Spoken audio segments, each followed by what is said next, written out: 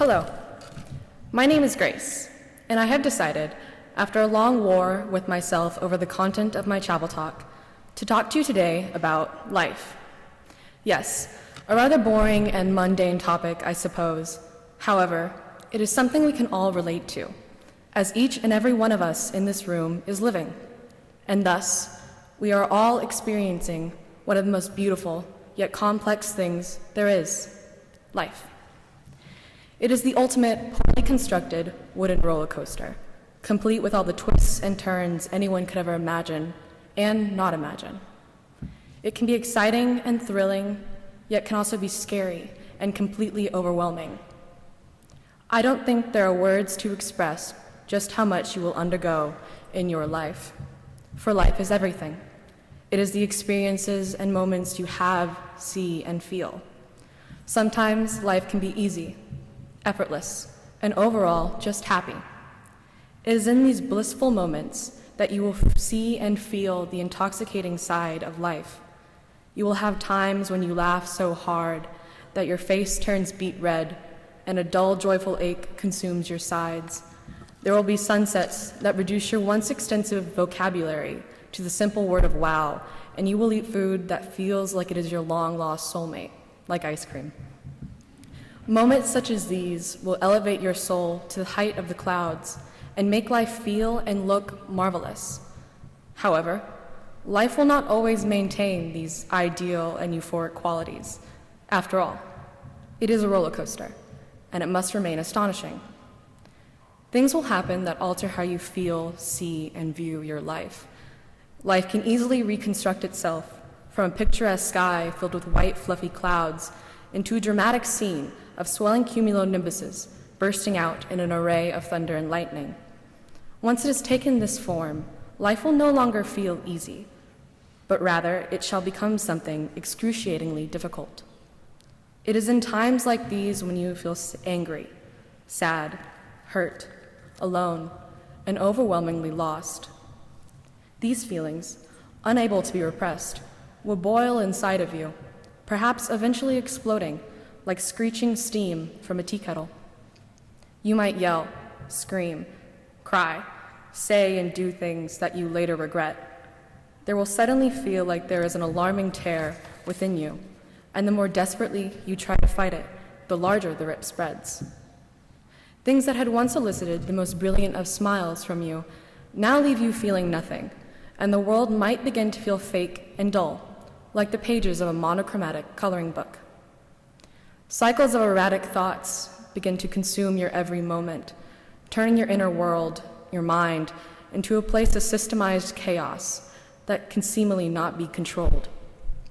This numbing instability can push you deeper and deeper into the abyss, and eventually into despair. You can do the logical thing and look around for help. However, your cries might remain silent and unknown, perhaps maybe because you are afraid, scared of yourself, or ashamed, and the idea of sharing these intimate thoughts with anyone else is paralyzing. These painful moments will seem everlasting, and time will feel irrelevant, lost to you. It is in this state that life will become a burden.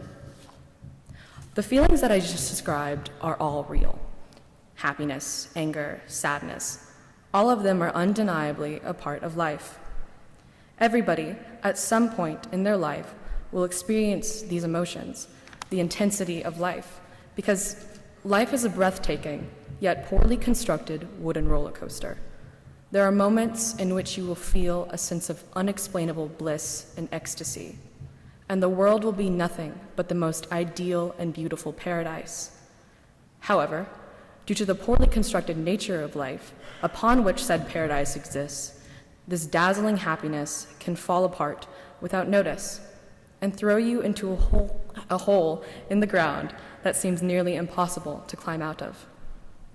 When you are in this pit, the most hidden aspects of you can become alarmingly apparent, and life becomes something foreign. While in this hole underneath the surface, the most enticing thing to you might be to go deeper, to explore the depths of your sadness, or to simply run away from the problems in your life into the safety of denial in effort to pretend that everything is all right. So I am here to tell you to stop digging, stop exploring. Don't delve further into this hole you are in, because I can tell you right now that there are no hidden diamonds or pots of gold down there. Do not become addicted to being the victim. You will not find happiness by embodying sadness.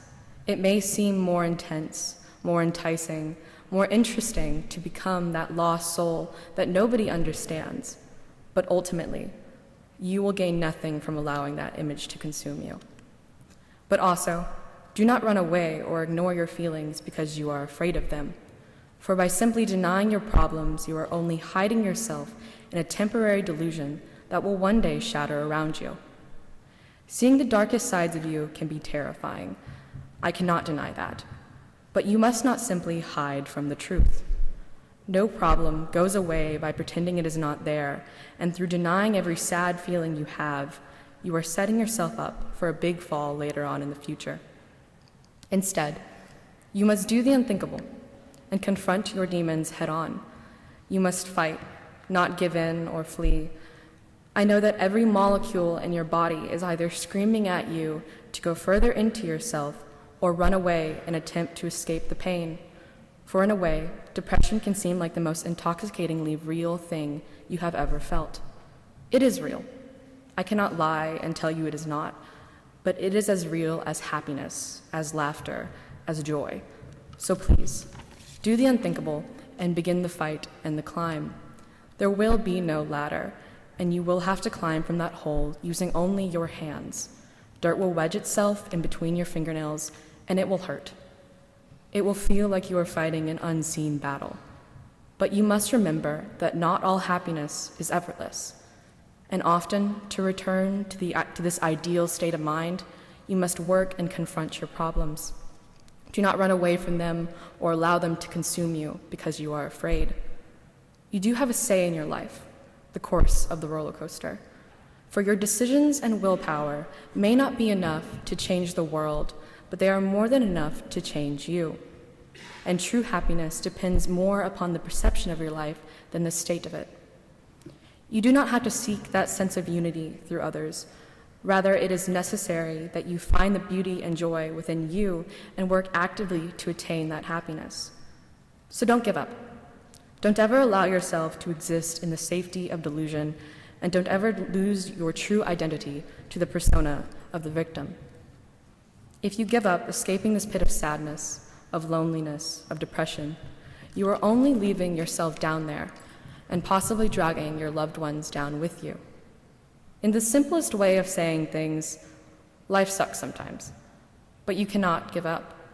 For when you give up, you lose all chance for happiness. I cannot give you an ultimate reason, but true happiness is so worth the fight. Trust me. So don't give in. Don't follow the easiest path, no matter what it may be. Please get help, for no one can fight this battle completely alone. Even though it may be terrifying, let your cries be heard by those that care about you, for you are never as truly as alone as you feel. So please, do the unthinkable and live. Thank you.